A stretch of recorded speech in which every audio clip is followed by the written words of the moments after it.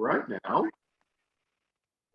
And we're here. So, Tami, tell us about personality dialysis. Who was it this morning? Was it Kristen? It was Kristen Snowden. And so Scott and Kristen co-authored a book called Life Anonymous. And so we've been working through that particular book, a step at a time, so every month we know what we're going to talk about. So today was step 8, which that if you weren't there and would like to know more, that video is posted on sexandrelationshiphealing.com under resources and previously recorded. But as she was going through, she just kind of in a sentence said, it's personality dialysis. And it so caught me. I probably missed the next little bit of what she said, but I thought, wow, what a great analogy for recovery. Because, when people are struggling with kidney disease, they go and they have dialysis and it cleans their blood, and it gives them the opportunity, to get through the next period of time. And I thought, wow, with recovery, with the steps, we do get that dialysis, and we have the steps and recovery resources to continue to keep cleansing our blood, so to speak, but from a personality standpoint. But I just thought it was an interesting analogy, because we're not cured, and I get lots of people who call in and go, how long is it going to take for me to get fixed, for my husband or spouse to get fixed or whatever? And I'm like, that's just, I'm sorry, but that's just not how this works. So, in recovery, we talk about a daily reprieve, based on what we do. And for those that really engage in the process, we can transform. One of our alumni sent in a message, and he said, plain and simple, seeking integrity changed the trajectory of my life. And I love that, but that's how I feel about recovery too, that it gives us, if we're going off this way and it's chaos and bedlam, we have the opportunity with help and support to move in a very different direction, have people along the path with us that are supporting us and showing us how to do it, because I sure didn't know how to do it. So. Yeah, I actually really like the metaphor because, dialysis is an ongoing thing and recovery is an ongoing thing. It doesn't matter how long I'm sober, I'm still an addict and I'm still in recovery. Some people introduce themselves as, hi, I'm Scott, I'm a gratefully recovered alcoholic or whatever it is. I'm not recovering. I'm not recovered. I am recovering. Yeah. And I will be, and I'm okay with that. Recovering is a lot better than active. Yes. Yeah. And I don't ever see it as, and I've shared this before too. It's like, where I am now, in 2 years from now, I want to be able to look back and go, wow, I've made a lot of progress. And I know right now, I look back and go, you've continued to make progress and grow. So it's a growth journey, and hopefully all as human beings we're on that. But I love the book that you and Kristen co-authored, because it applies steps to people that don't have addiction, but it gives us, it's just good living framework. And so to be able to look at it from a different lens and go, how can I apply this when I'm not identifying with any compulsive behavior or addiction? That's a really useful thing. I also think it's really helpful for helping people who are the partners or loved ones to have a kind of a peek at what's, what we're working towards doing, as a recovering person, what we're looking at doing. So it gives a framework, I think, without having to, read an AA book or an S book or whatever. So. Yeah, I would say that book is basically a conversation between Kristen and I, where my part is I'll write about a specific step and how an addict works it and what an addict gets from it. And then Kristen comes back and talks about her experience working the steps as a non-addict, but also as a betrayed partner, and what non-addicts and betrayed partners can how they can work the step and what they'll get from it. And it really, I think it's interesting, but hey, I'm an author. No, it is, and useful. Yeah, you have practical exercises and guidance to go through it. So you won't have it because you're traveling, but I happen to have a copy of the book right here. Let's see if I can get there. Life Anonymous. You'll find it on Amazon. So anyway, okay. Okay, enough about me. So, yeah. Well, no, it's not about either of us. It's about, resources. It's always about resources. We want people to have help. So do you want to read the questions or you want me to? I'm happy to. My qualifier had several major losses. As a child, he lost his mother, then his elder sister who stepped in as mom, then as a young man, he lost his uncle, father figure, and is loss of this nature common with people who have intimacy disorders? Yes, absolutely. There's a study that's very well known, and people who have 4 or more traumatic major traumas, things like this, are something like 11 times more likely to become an IV drug user. They're like 6 times more likely to become promiscuous, meaning sex addict. Depression, the incidence of depression is higher, the incidence of anxiety is higher, obesity, smoking, everything. The one that's like frightening is 11 times more likely to be an IV drug user, because IV drug users tend to die from the addiction, or really mess up their lives, just like sex addicts do. So yeah, it's very common. We do exercises both in our inpatient treatment center and in our work groups, where we call them timeline exercises, and we have guys plot like their sexual history over a course of a big long line, like major events in their sexual history. First time I masturbated, first time I had sex, first time I, acted out, addictively, and all that kind of stuff. And then we have them plot other things that are going on in their life, including major life events like this. And it's astounding when these guys present these timelines in therapy or in work groups, because it's so obvious how these things connect directly with addiction. And Tami, why don't you answer? I probably have more to say about this, but go ahead. Yeah, no, well, and that's just one. I'm going to be the book lady today, but like those are major, and including at young age. But this book, Neglect the Silent Abuser. It doesn't have to be like we talk about big T trauma and little T trauma, and like these are big T traumas, and they're obvious, like anybody looking at it goes, oh, the loss of a parent at a young, like all of these major figures, but there are so many little T traumas. But everyone who comes to our, to treatment has grief, loss, neglect, abandonment, abuse, some form of trauma, loss. There's something, and it's a reason, and people that get the help and support to heal those, and to, with kids, kids are immediately, oh, I must be bad, or what did I do, or, it's my fault, and start compartmentalizing things and finding ways to escape. Dr. Rob often shares about, as a child, his life was not safe. And so he learned to dissociate, and escape into fantasy. So of course it makes sense, to become an addict. That's just more of the same as the dissociation. So yes, all of those are big deals. All of those, there are qualified professionals. This is this kind of stuff that we work with, major or smaller, but this is the kind of stuff that we work with. So he doesn't have to be stuck in the, oh, I'm traumatized and there's no hope. There's help and hope. Yeah, the regulars to this group have heard me explain how addiction comes about probably a million times, but I'm going to do it again. We learn in childhood that other people cannot be trusted to meet our needs. Now, sometimes it's their fault, sometimes it's not their fault. This one, mom dies, older sister who stepped in for mom dies, father figure dies.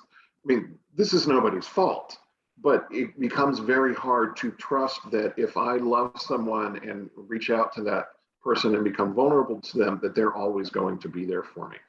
So eventually I'm going to learn that rather than reaching out to other people, I'm going to reach out to something that's consistent and that can be counted on, like alcohol or drugs or porn. Or, I know what those are going to give me back. Now they don't really meet my need for love and acceptance and to be heard and understood, but they distract me from the pain of the unmet need. And that becomes easier than actually risking something with another person. Sometimes the parent is an alcoholic and it's just really inconsistent or unavailable. Sometimes the parent has mental illness. Sometimes the parent is just not emotionally available or is physically absent, like military dads or things like that, or moms. there are all kinds of reasons that we learn that sometimes we have to get our own needs met, and the easiest way to do that isn't to meet them, it's just to avoid them. And that's how addiction comes about. So yeah, this is almost textbook. I mean, I almost look at this and say, how could he not be an addict? Yeah, well, and honestly, and I have said that to people, thank goodness you're an addict, because with all of that, and you didn't have a safe, I mean, there was no safety, there was no place to share, to process. So thank goodness that, that could be the thing that, was able to get you to this point in your life. Maladaptive coping mechanism, but like for some it's so horrific that thank goodness you at least have an addiction that we can deal with, that got you grown up. So okay, next question. Hi both, I am an addict, 5 months in recovery, sober. Great. I've had past therapists bring up possibilities of things like adult ADHD, borderline personality disorder, or bipolar. I have a psychiatrist session next month. How often do I see an underlying, or how often do you see an underlying condition along with sex addiction? Thanks. There's always an underlying condition with sex addiction. Usually it is trauma-based, what we just talked about. It can be other issues. If you have, bipolar disorder in particular, the manic phase of bipolar disorder, one of the potential symptoms is hypersexual behavior. So the manic phase of bipolar disorder can look like sex addiction or porn addiction. It may or may not. It's possibly to be bipolar and also to be a sex addict, and in fact, fairly common. But bipolar people have a very high incidence of addiction. It's more than double the rest of the population, well more than double the rest of the population. But if you go on medication for bipolar disorder and your hypersexuality disappears, you probably are not a sex addict. It was probably just a symptom of the bipolar disorder. It's very, very important that people be properly diagnosed. A misdiagnosis will have you on meds you don't need. It will have you in treatment that's not helping. It will have you doing all kinds of things that are A, not helping, and B, might be causing problems. I've seen people who are on medications for one thing and medication for another thing, and the medications are fighting each other because they've been to different doctors. And so I am thrilled that you're going to see a psychiatrist. Try to be as 100% honest as you can with the assessment, and try and figure out what's going on. But a lot of times people get on medication for bipolar disorder and they are still behaving in sexually addicted ways, and that means they are also a sex addict or an alcoholic or a drug addict or whatever. In adult ADHD, similar. Borderline is very dissimilar, but can manifest sometimes with hypersexual behavior for a very different reason than bipolar or sex addiction. So Tami, thoughts? Yeah, and I know that there's a higher correlation with ADHD as well. In fact, Dr. Todd Love did a great video. He did a podcast with Dr. Rob on sex, love, and addiction, but he also did a video on In the Rooms. And if you want that link, email me, Tami, Tami, at seekingintegrity.com, and I'm happy to send you a link. But I about fell out of my chair when he started talking about ADHD. It is critically important to have that be diagnosed and properly medicated. This is one of those, I concur with Scott. I'm glad you're going to see a qualified professional. The people that just go to their GPs, I love my GP, and he's great for, flu shots and all that other stuff. But if I've got major stuff, I'm going to the specialist. You want the right diagnosis, not somebody just handing you pills and having you the wrong pills that don't work. And there's so much behind that. So I'm really glad you're getting, and make sure you're, like Scott said, being honest, but talk about the sexual acting out too, because that's important for the psychiatrist to know. Now, some psychiatrists are not as well versed in addiction. So that's, something to keep in mind as you're doing this, but it will be really telling, I think, to get that, proper assessment. We do have clients, at Seeking Integrity, We don't have a psychiatrist on staff. However, for clients that we suspect might benefit, chronic depression, ADHD, something, we have somebody that understands our program, understands addiction, and helps. And you can, sometimes within days, you see a marked change for the clients. They're not ADHD. Now they're able to settle in and actually pay attention to what the discussion is. So. Yeah, it's okay. Yes, please go see the psychiatrist, and yeah, I'm very happy you're doing that. But you're doing the addiction work too, so great. I mean, for now, that's working. In 5 months, that's great. So so don't stop doing that, thinking, oh, it might not be that. Keep doing that. Get the assessment, and then see. You'll have more information. Okay, I'm starting writing up my second disclosure under the guidance of 2 CSATs, and I'm getting 2 different approaches, so a bit confusing. At high level, can you provide me with what to include or not, and what I need to provide in writing to my partner? Nothing in writing. Right. Nothing in writing. So, there are Matt Wheeler and I did our last 2 webinar sessions on disclosure and the disclosure process. I think what I'm going to do is I'm going to go dig up the links from YouTube, and I'll just put them in the chat feature for you. The disclosure process, different CSATs, what I'll say is different CSATs do it differently, but it shouldn't be very different. Generally, your partner will submit a list of questions to his or her CSAT. They will be conveyed to your CSAT and given to you. You will write your disclosure, answering all of those questions. You will discuss it with your CSAT to remove all things like blaming and shaming and of your partner, and making sure you take accountability, and making sure it's complete, and making sure the language isn't triggering or overly graphic, and most of all, to make sure you're not leaving anything out.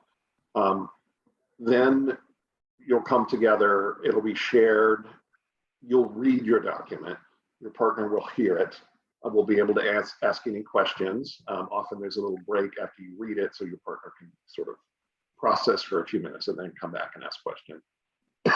Then at a later date, your partner writes what we call an impact letter, and then at a later date, you get to respond to that with an empathy letter or restitution letter, whatever we want to call it. So it's not an event, it's a process. It takes a lot of time. And you need to get your CSATs on the same page, or everybody's going to struggle with disclosure. Everybody's going to have different expectations. So definitely please get them on the same page. Tam, if you want to add to that or just jump. Oh, I have lots on disclosure. This is one of those topics. I'm gonna dig up those links from Matt. So here's the deal. Dr. Rob does a peer case consultation group every Tuesday for professionals. Many of them are CSATs that come to that group. Disclosure is the most talked about topic, and it is challenging even for those trained professionals. So yes, having them be on the same page. Dr. Rob has been doing this work for a long time. What he shares is a disclosure. You're writing it is a page and a half, 2 pages. When Scott was talking about the questions, I had one partner that had 150 questions, and I was talking to her. She called in, and I said, like, we started looking at it, and it really comes down to 3 questions. She was really looking for 3 things, and that helps, because Dr. Rob talks about if you have 150 questions, then as soon as somebody answers that one, then you're going to come up with 50 more. And so it really is data. I had unprotected sex X amount of times. I spent this much money. I mean, it's that type of thing. And there will be, things that, like, if you had sex in your house, in the shared bed, in the vehicle. I mean, if in places, with the best friend, with the sister-in-law, or whatever. I mean, those are details that, that have to be disclosed, as well. But I was, Scott said, it's not emotional, like, I'm so sorry. And, I mean, none of that. It really is, it feels almost, like it feels almost cold because it's data, but the important thing is to share the information and not be trying to pull on heartstrings and things like that. So but to your point, what's written, what do you share? The restitution letter is a written thing, but the experience is, and I can verify it because I've had partners who've gotten the written version, and they are unfortunately obsessed on, like, they constantly reread it. So they're getting re-traumatized and looking for nuances and what did I miss and how could he, and so it's really, if the point of a disclosure is to build a foundation of recovery to move forward, yeah, you need to be clear on what you're doing. And the biggest thing is, don't lie, don't leave something off, don't overthink it and go, oh, if this will be a deal breaker. It's going to be a deal breaker when they find out later and have to have another disclosure. So it's one of those where if you really are committed to the process, do it right. But and invite the two CSATs to come to Dr. Rob's peer group. They can also email me at Tami, Tami, at seekingintegrity.com to join that group. But it is, I mean, it's one of those things where it is the most talked about. I bet that comes up on some level every single week. It's that challenging. So the good CSATs really want to help, good therapists really want to help you, in the best way. So hopefully that's helpful. Yeah. Somebody just popped into the chat feature. It feels very controlled to the betrayed spouse, and the process should feel very controlled to both the cheating spouse and the betrayed partner. And that is for your protection, yes, and more importantly, your relationship's protection. Nothing will make the situation worse than a bad disclosure. Trickle truth, you call it, I agree. death by paper cut, incomplete or the stuff disclosure. Yes. Or too much detail. So now, I mean, I cannot unfortunately tell you how often I hear, like, I've got this stuck in my head. They've had discovery where they see it, they've saw the images on the phone, or they read the text. I mean, that stuff is stuck. So the point of a disclosure is that you have information. It is also so that it's not to let the addict wiggle out of this. Believe me, they have to be accountable for this, but it's so that it is given to you in the least traumatizing manner, so that you have validation and verification, but not, not a deeper hole for you to dig out of in all your trauma. A good disclosure helps couples really set a foundation for moving forward. A bad disclosure is, I have literally had to look for trauma residential programming for betrayed partners who have gone through bad disclosures because it was so traumatizing for them. That's not what we want for anybody. So, okay, next question. Sex addiction husband won't embrace sobriety. He has been to treatment at SI earlier this year, plus Zoom daily. We both see CSATs, yes, yet sex addiction husband refuses to accept reality and continues with untruths to all on a daily basis. Realize that I need to focus on myself. I've tried everything to support him. When I do call it quits and give up on him having a relationship. Oh wait, when do I call it quits and give up on ever having a relationship based on truth? Oh, that's so sad. We can't answer that question. Nobody can answer that question but you. When have you had enough? Only you know the answer to that question. Anybody who tries to give you an answer to that question, please don't listen to them, because only you know. Tami, I have been getting this question a lot lately. I've been getting it from betrayed partners, and I've been getting the flip side from the cheating partner who's in recovery. And it's from different people. So this is coming up a lot lately. I don't know if you've noticed it as well. And if I've been subbing on the betrayed partner groups, and I actually do hear it a lot. So yes. Will you take the partner end and I'll take the addict end? Yeah. So this has been my experience. And I'll probably overshare personally too, but I think it's one of those things where when I mean, like you just, and when I've been on with the partners, you know, I'm not on there every week with them. So when I show up, there'd be a lapse of time. And, you know, a couple people recently again filed for divorce, and they'd taken the time. So this is not something you have to rush into. It isn't like, you know, like today, you know, is okay or whatever, and tomorrow I just can't handle it. And I mean, I think it's one of those things where, you know, like your head might even know it, but your heart isn't quite ready.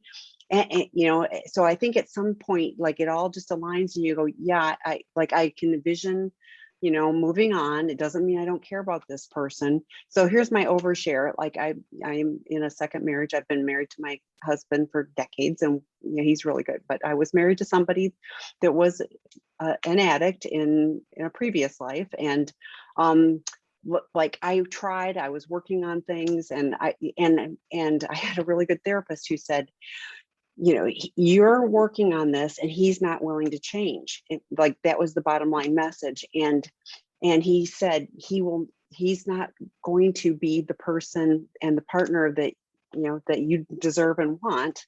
And you just need to, you know, to own that. And what I decided over some time and with some support was that professional was right, that I had the reality that he wasn't going to be able to be the partner for me. And I ended up filing. That was, and, you know, and it was painful, but it was also one of those very freeing for me. And I'm just speaking for myself, you know, things that I did. So, and it really was the right, you know, he had more of his journey to do. He's, I think, in recovery now, but he had more journey to do, let's say. So yes, a little more field testing to do. But I think, you know, when you know, like it, and I think just giving yourself the grace to go, I'm okay in the moment. I've got a plan. I've got support. What do I need to do in today? You know. You know, the one thing I want to add to the answer to betrayed partners is I always want to make sure you're aware that recovery does not happen overnight. I will get it in my head. I'll give you my experience. I understood all of this stuff in my head pretty quickly. I'm a bright guy. You can give me some information. I can process it and get it up here. But to get it down here, very different thing. That 12-inch drop from my brain to my heart, it took a while. It took a long while. It was somewhere between 1 and 2 years for me. Really? Oh, wow. Okay. Some people get it faster, some people don't. I'm an intellectualizer, I'm an overthinker. You know, I can rationalize anything. And I'm very good at it. I'm very good at lying to myself. And I continued to do that for a long time. You know, thankfully I wasn't in a relationship, so I wasn't compounding pain with a partner at that time. But you know, my recovery going from here to here was very slow. And sometimes that happens. Sometimes guys do come around when you least expect it. That said, you only have so much patience. You have been hurt badly by betrayal. And if you're not seeing the progress you need to see, you have to question, you know, okay, where am I in this relationship? Do I want to stay in it? Do I want to give it more time? Do I want to get out? And, you know, like Tami said, nobody can answer that question but you. But you will know when you'll know when you know. I think that's a great way to put it. Yeah. And so the untruths, I mean, you know, so part of me goes, okay, you know, I don't know when he was there, but this is the 8th month. So, you know, like he's a half a year in or whatever he is, that is early in the process. And he's had some good things. What I do hear is he's seeing a CSAT, he's on Zoom, and, you know, I mean, so he's got some tools and he's actually using them. That is encouraging to me. But I think it'd be really fair to talk with your CSATs, you know, maybe have a conjoint session and say, I'm not seeing this, you know, our clinical And director says, here's what I need to see yes, to feel better yeah, about this. yes. And our clinical director says all the time, tell the truth and tell it faster. So I'd be particularly concerned if you're catching him in the lies and he's not, coming to you within the prescribed time frame. We say 24 hours, ideally it gets shorter and shorter, but within 24 hours, if he's not coming to you and fessing up, that is an ongoing problem. And I hear often from partners, I can almost handle the acting out behavior, but it's the lies. So I'm also thinking, if he understands how detrimental the lies are to the relationship and how it's preventing you from building any trust. You can't build trust on lies. So I'm just wondering if he has that awareness, and perhaps having a session with both of your CSATs to get some clarity and to give to give voice to your major concerns. Yeah, and as for lying, again, I'm not going to quit that overnight. It's a deeply ingrained habit for addicts. I would catch myself in 12-step meetings. The one place an addict should, that in therapy, you should be able to be completely honest. And I would say something, and 10 seconds later, I go, wait. That was a lie. I don't know why I said that, because there was no reason for it. It was just such an ingrained habit for me to lie. And again, it was another thing for me. It was between the 1 year and 2 year mark where I actually kind of felt like I had stopped lying. It was a lot of work.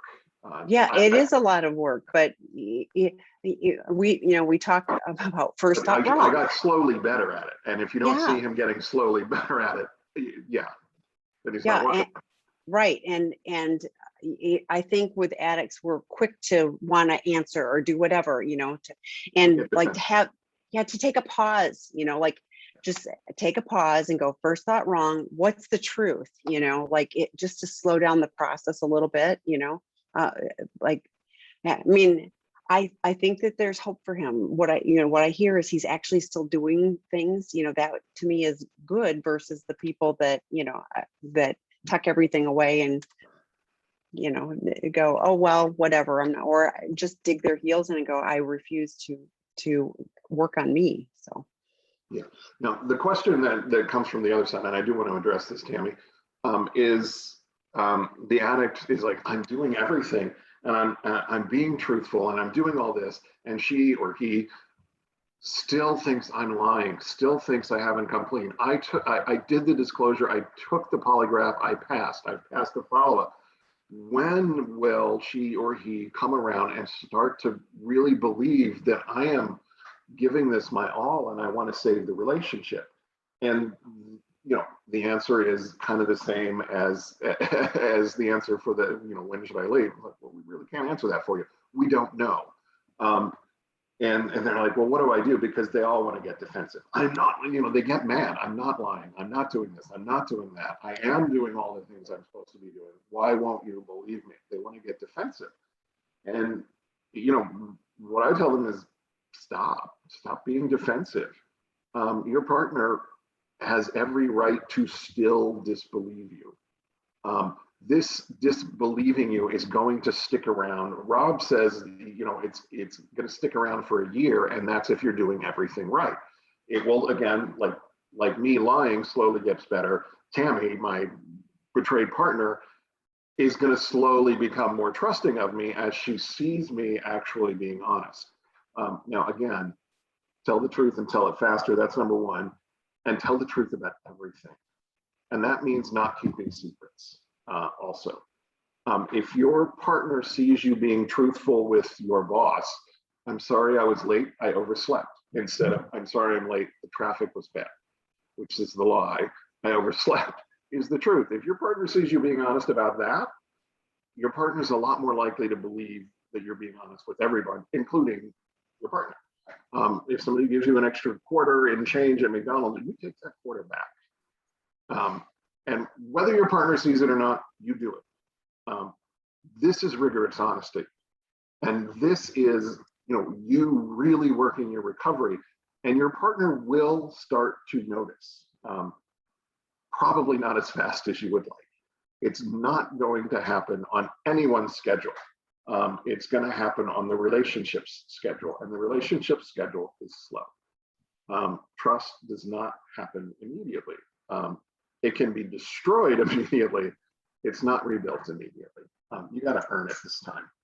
You know, when you get in a relationship the first time, you know, we give each other the benefit of the doubt. But once I betray, you know, my partner, I'm gonna have to earn it back. It's gonna take a while. Yeah, and to your point, if I've lied to you for 10 years and now I've been truthful for 3 months. 10 minutes, yeah. Oh, you should believe me always. You know, I have not proven over time. Your trust is built over time, and I, you know, I won't have proven that I'm trustworthy. But I love your example about if I overslept and I tell my boss I overslept versus making up the lie. That's meaningful. If, you know, if I tell you I'm taking out the trash and I didn't, or whatever, I didn't stop and do that errand or whatever. Yeah, it's like, it all erodes, because if I'm willing to lie to you on that small thing, I'm willing to lie to you about big things. You know, why wouldn't I? So it really does take the time, but we do learn. By the way, cheating partners, when your partner disbelieves you and you're sitting here thinking, the proper response is not to get defensive, is to say, I understand that you're struggling to believe me right now, and I understand why. I lied to you for a long time and I betrayed you. All I can say is I'm doing my best to be honest now and to repair our relationship. I hope that someday you'll be able to believe me more easily. That is your only response, is to show some empathy. I understand why you don't trust me. You know, I get it. I wish you did, but you don't, and I get it. That's the response. Yeah. Yes, and if you need, this will be posted tomorrow on sexandrelationshiphealing.com under resources and previously recorded webinars. You can write that down and you can practice it, and you can have it in your pocket and read it if you have to. But and I wanted to, like, don't be honest about everything. Like, I had somebody that was sharing their thoughts, like if they had a thought about something, and I was like, that's oversharing. Go tell your sponsor, go tell your therapist. But so within the boundaries, be honest, but and don't traumatize your betrayed partners will insist, I want to, if you have a sexual thought, I want to know about it. Oh, honey, no, you don't. You really don't. You want to know if the cheater acts on that thought. We can't help the thoughts that come into our head. We can help what we do with them. Yes. If I play with that thought for an hour, that's a problem. But if I'm like, oh crap, again, and I banish the thought, you know, even if it comes back 2 minutes later and I have to banish it again, at least I'm working my recovery. So again, as the addict, I share this with my sponsor, my therapist, my fellows in recovery. I don't tell my partner, because it's just throwing fuel on an already raging fire. Well, and it's traumatizing, because now the partner it's traumatizing is thinking for the partner. Every thought, every single thing, like, oh my gosh, is he thinking about it? Yeah. So you know, then it's the pinball machine in your head. You just don't need that. So yes, you don't need to be rigorous obsessive. Honesty within the confines of this, but it also doesn't give addicts the, oh, well, that will hurt her or him. No. So I'm not going to, yes. So it is being really clear about what needs to be shared. Work with your sponsor, work with your peer group, work with your therapist. You know, don't make it up yourself. This is one of the reasons that you tell everything to your sponsor and your therapist and your peer group, so they can say, you need to tell your wife. Yeah. You know, they can help. They can help you. About, you know? Yes. Yeah. So Okay. So when one makes behavior change, is it good to start with something broad that will help all areas of life? Like, I thought the first behavior change I should make is developing kind and rational thinking, since this precedes all other behavior, and loving kindness meditation is usually the first meditation one works on meditation. Is that a good idea, to work on something broad that permeates all else, or should I just work on a bunch of little random behaviors? Just not too sure about what I need to work on first. I am working on kind and rational self-talk by challenging thinking errors and being kind to myself in the process. I find this ongoing and imperfect, but it has really been helpful in kicking my addiction so far. Just thought I'd share. Thanks. So I'm sitting here going steps 4, 5, 6, 7, 8, and 9. I don't know if you're going to 12-step meetings. I hope you are. If you are, I don't know if you're working the steps or not. I hope you are. Steps 4 through 9 are all about both the big things and the little things. Mostly it's more little things, but the little things add up to big things.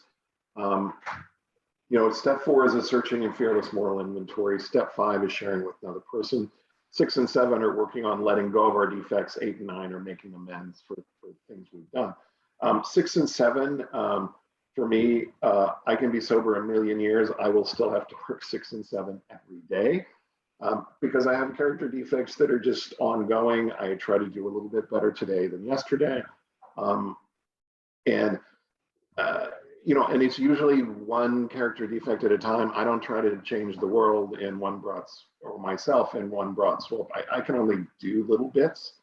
If you can do it in a big broad strokes, more power to you. I'm all over it, but I can't. Tami, thoughts? I do, because it says it's been helpful in kicking my addiction so far. That's great.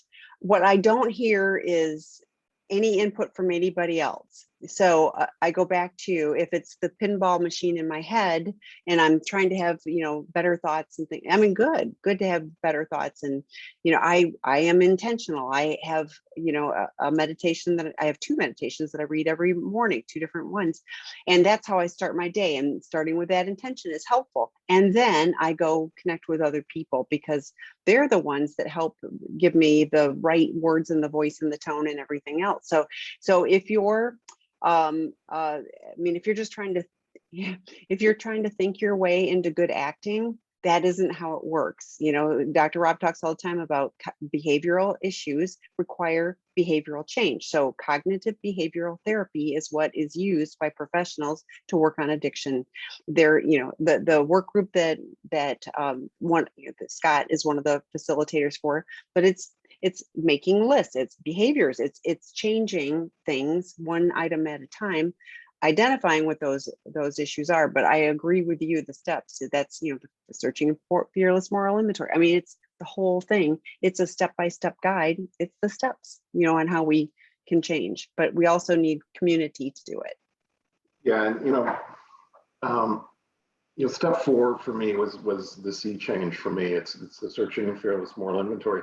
And until then, I thought all of my problems were your fault. And you, the collective you, and sometimes the specific you. I really thought all of the problems in my life were your fault. And I did step 4 and I realized, oh, I'm the asshole. I'm the jerk that's been screwing up my life. And so then it was like, I guess I have to make changes.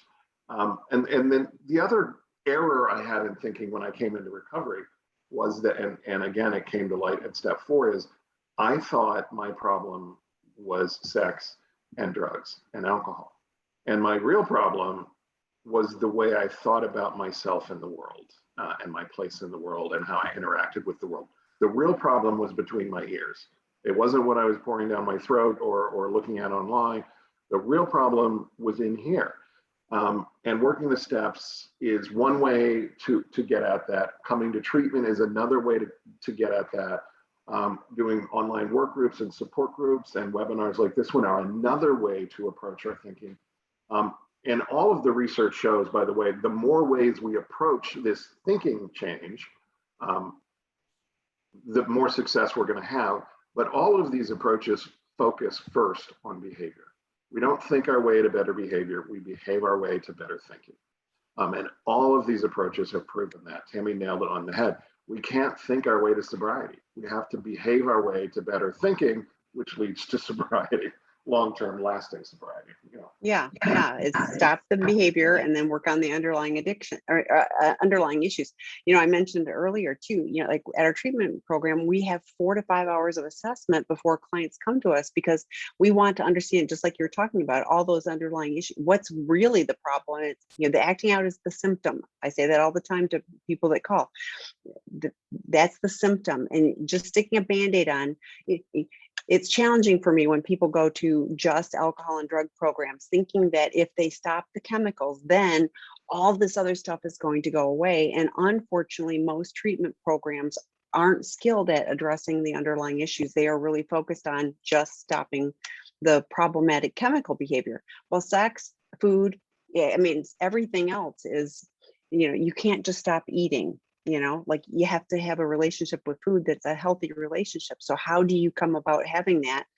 And it's a process. So we have to do that. Same with sex addiction. Now, there are certain things you can absolutely stop, like, escorts and porn. I mean, like there are behaviors that you do have to stop, but then there's also, you want healthy connection. So you want to be in a relationship. You want to be able to have healthy sexuality. What does that look like?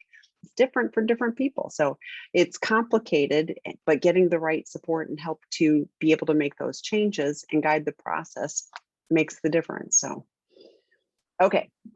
I am a female partner of a male sex and porn addict. We've been together 7 years, and D-Day was about 15 months ago. Oh, great. Just during COVID too. I mean, I'm hearing this all the time too. He's refused to address his addictions until recently, and we're currently living apart to keep me safe. That sounds like a good, healthy boundary. He started the Sex Addiction 101 Level 1 and is now in therapy working on his inner circle behaviors. I've listed my boundaries as they relate to what behaviors are intolerable to me and what the consequence will be if these behaviors are present. How and when do couples typically come together to discuss? This is another one that kind of depends on the couple and where you are in your process, where he is in his partner process. I mean, D-Day was 15 months ago. He should probably know your boundaries by now. I don't know if you have a couples therapist. If you do, that's a great place to do this. If you don't, maybe you could schedule one for a session, or maybe you could, his therapist could serve as a couples therapist for a session, and you could join and share your boundaries. And that may impact what his inner circle looks like. He doesn't know what your boundaries are. He may think something's okay that's not, that you may feel really strongly about.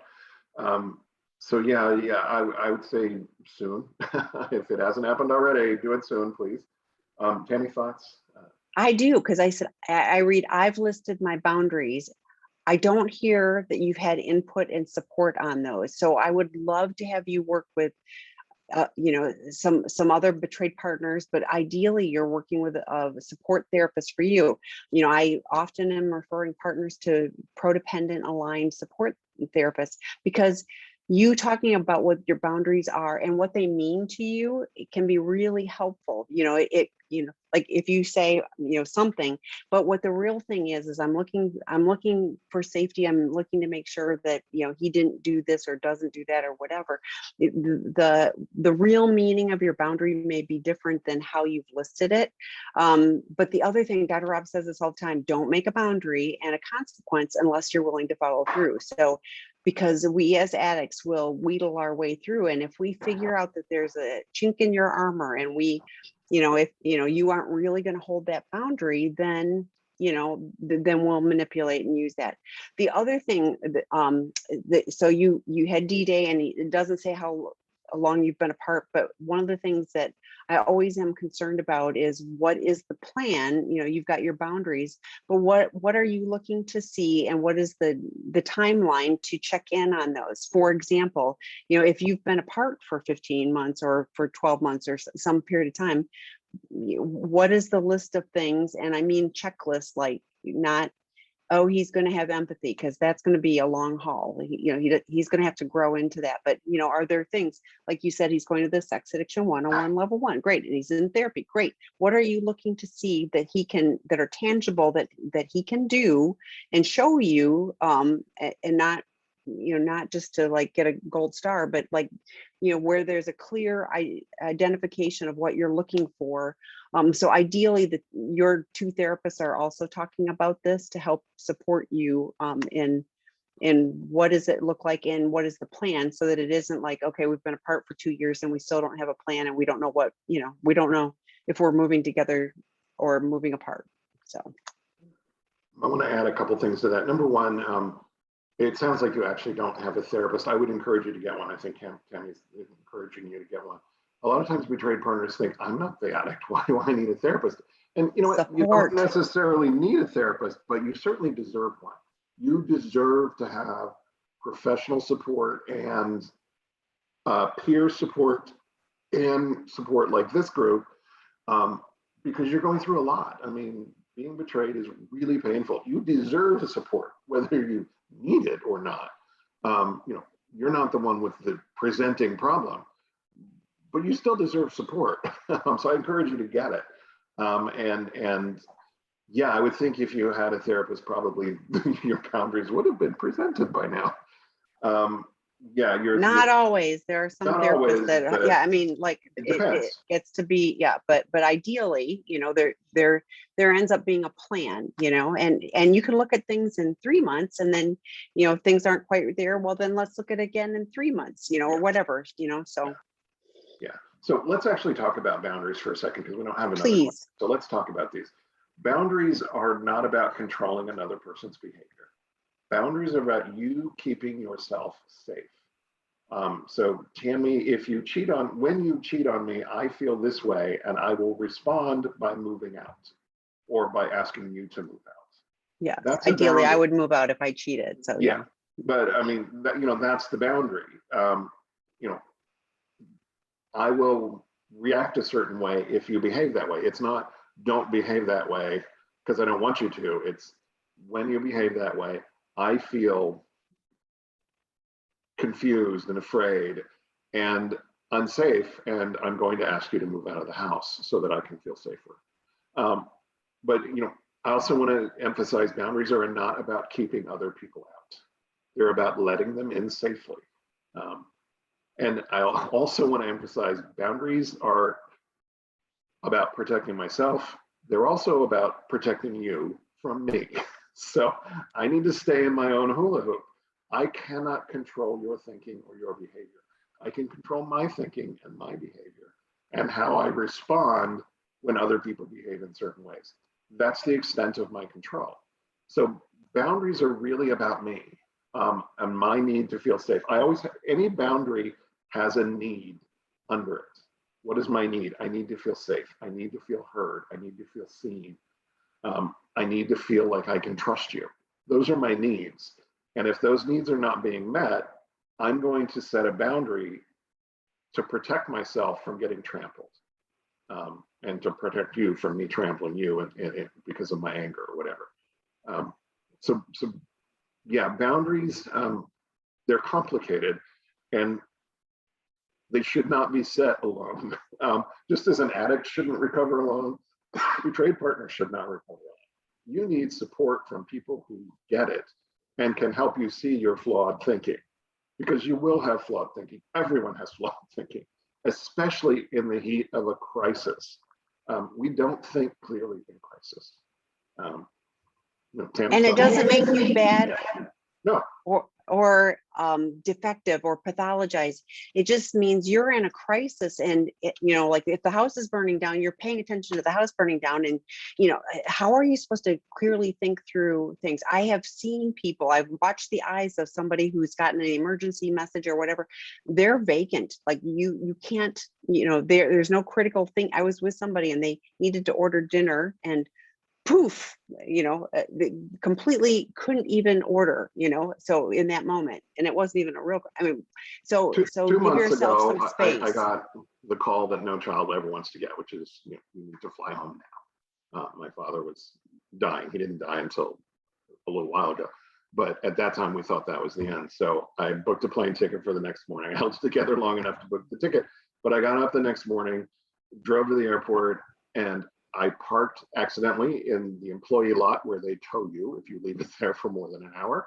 And I also forgot my cell phone. Who leaves the house without a cell phone? I haven't left a house without a cell phone in 20 years. I had to have somebody go to my house, FedEx me my cell phone, and then go to the lot and get my car and move it into a lot where it wasn't going to get towed. I wasn't thinking clearly. I was a mess.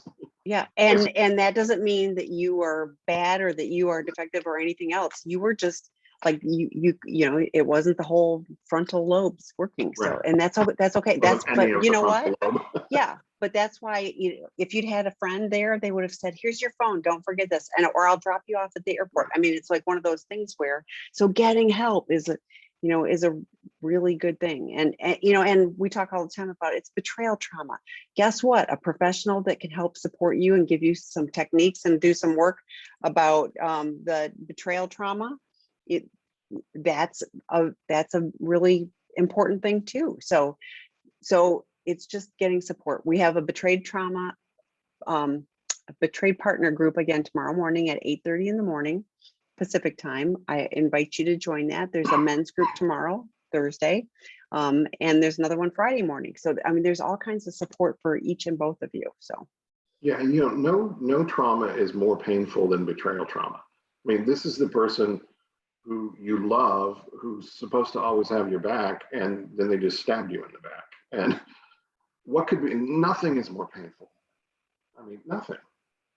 So yeah, please get, but I'm glad you're here getting some support. Yes. But I'm going to say there is hope and healing. Many couples, individuals and couples, find healing through this. So we have lots of resources for you. Many relationships end up better than they ever were because they go through this process of recovery and healing. And they develop better intimacy that wasn't there before, is because the couple learns how to communicate better, and how particularly the addict is willing to be vulnerable in ways that he or she never was before. Yes.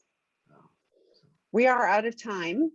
So thank you for letting me pop in tonight. I appreciate it. So thank you it's for always fun to see. Tami and I love all right. We do. Yeah, we do. Like, we don't do these often, but it's always fun when we get to do it together. So thanks everybody for the great questions. Join all the other resources on sexandrelationshiphealing.com too. Thank you. Thanks. Bye.